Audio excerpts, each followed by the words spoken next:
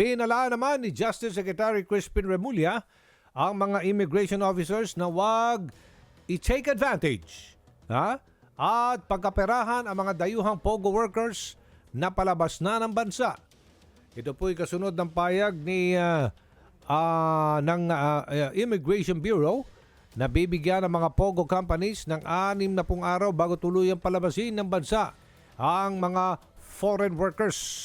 Baka kausap natin si Bureau of Immigration spokesperson Dana Sandoval. Ma'am Dana, good morning.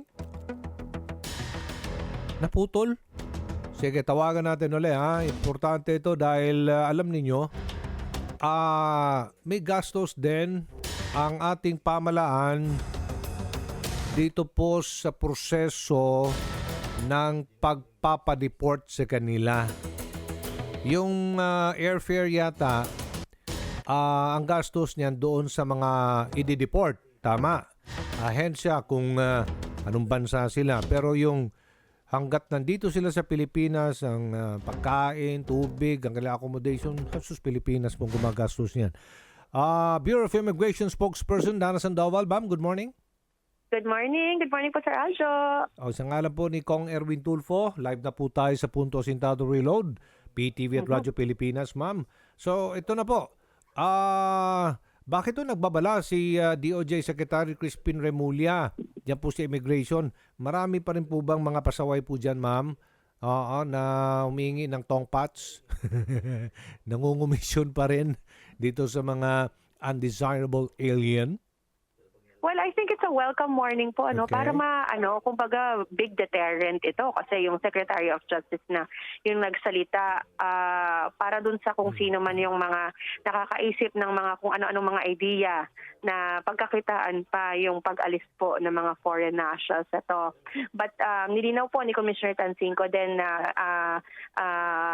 full disclosure lahat po ng mga reports tungkol po dito sa pag-alis ng mga ito at pagsasubmit din po tayo ng regular reports po sa Department of Justice upang makita yung very transparent po tayo at makita yung progress po ng pag-alis ng mga foreign nationals dito sa bansa. Bakit daw aabot ng 50 o ng 60 araw gaya ng payag ng immigration bago tuluyang mag-exit sa bansa mga POGO foreign workers?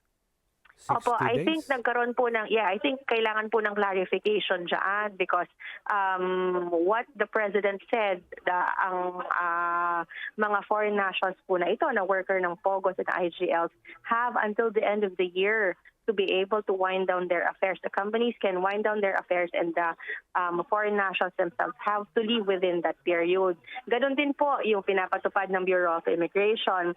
In the winding down period, the foreign national, the company has to file for the downgrading of the foreign national within that winding down period.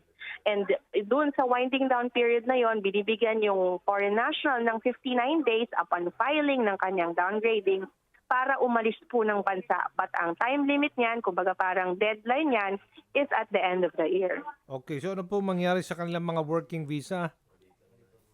Essentially po, when we say downgrading, it's really surrendering your status already. Ang status po nila from work visa is converted into a tourist visa, but not para mamasyal sila, hindi po for tourism purposes, but really to wind down their affairs. Makapagligpit-ligpit na po sila, makapag-book ng flights palabas po ng bansa. How about yung mga pending and new applications for visas na mga POGO and internet gaming licenses?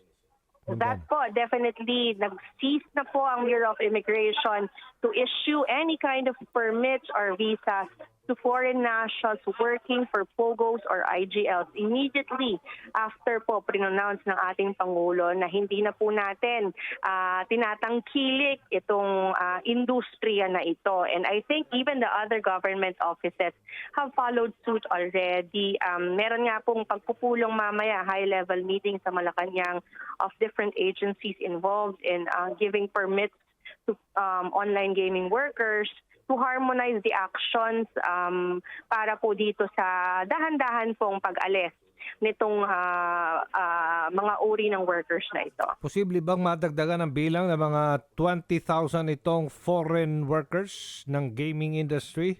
para i-wind down ang kanilang mga affairs over the next 2 months? For the legal ones, but they have actually the end of the year to wind down their affairs. Okay. But for the foreign nationals po, we are expecting around 20,000.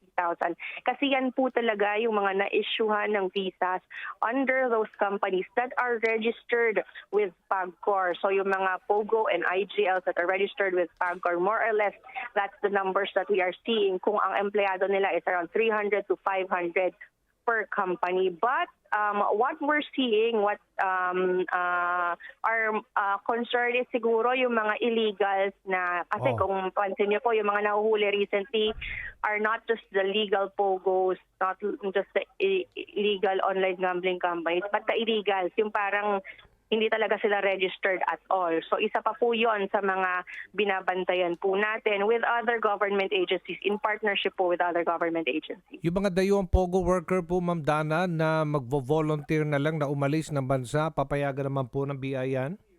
Yes, that's really the goal natin na voluntaryo po umalis ng bansa. Malinaw naman po yung binanggit ng Pangulo that they have until the end of the year to wind down their affairs. So we're expecting peaceful po na pag-alis na lang because tapos na po. Kumbaga itong industriyang ito, sarado na po itong industriyang ito. So after the end of the year, that is when we will account kung sino po yung naiiwan dito and we will initiate deportation proceedings already against them. Okay.